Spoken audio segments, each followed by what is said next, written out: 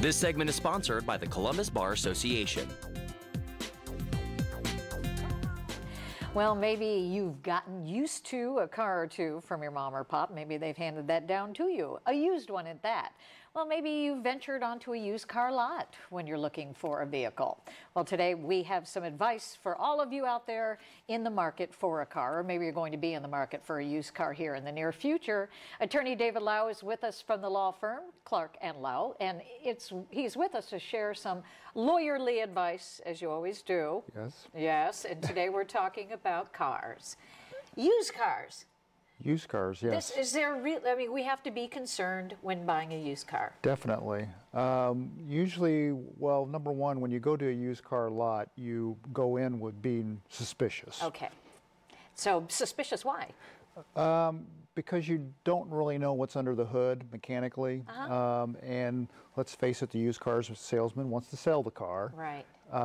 And you should be concerned about any representations that they make about the condition of the car, because normally when you sign that contract, it's as is.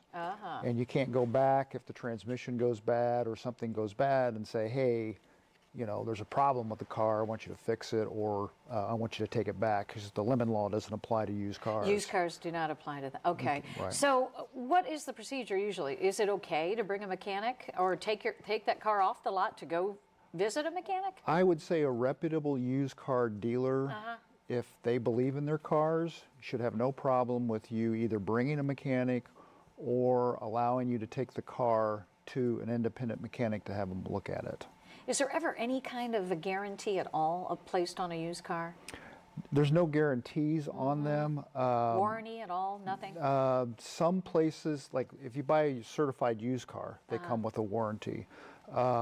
You can get extended service contracts on them too, which basically means that for a price that they'll work on the car and fix the car. So what is your recourse?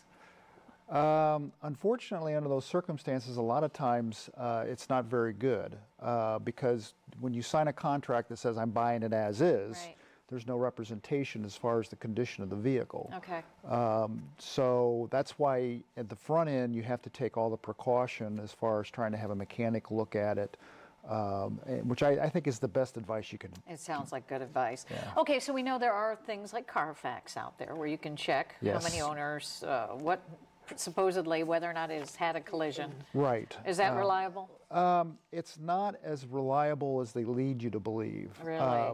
Because the Carfax is a reporting service as far as, and usually like if an insurance company works on it, or through their insurance company, through a repair, that will be reported. But if you have independent shops or somebody else works on it, you're not going to know about that. Okay. So it gives you some satisfaction, or as far as the condition of the vehicle, but I wouldn't rely it exclusively on it. But you could check if it has like a salvage title or something like that. Oh, definitely. So that's important stuff. Yeah. So bottom line is, get it checked out with a mechanic. Definitely. Okay, and part two, get everything in writing?